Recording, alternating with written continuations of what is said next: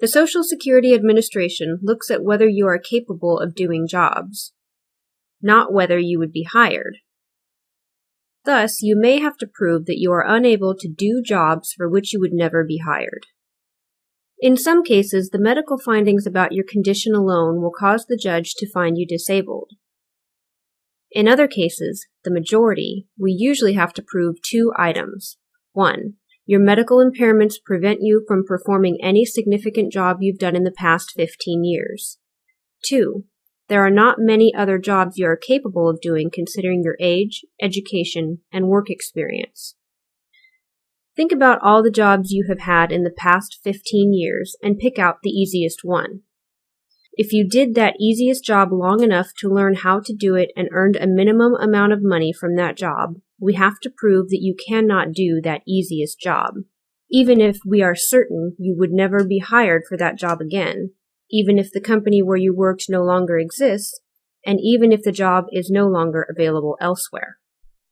Proving the second item is even more complicated and opposed to common sense. In many cases, we have to prove that you are incapable of doing jobs that we know you would never actually be hired for. This does not mean that you have to be unable to do anything.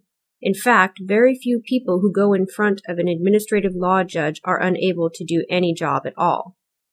This is an important point to grasp because one way to determine disability is by figuring out what you can do.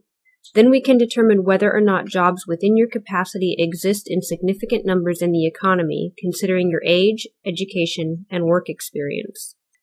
The rules that we use for determining disability apply most directly to impairments that limit your physical ability to stand, sit, walk, lift, bend, or work with your hands. If you are unable to do certain kinds of manual labor, whether because of a back problem, heart condition, breathing problem, or some other medical condition, your lawyer will be able to look at the rules and figure out what you need to prove to win your case. Here are some examples.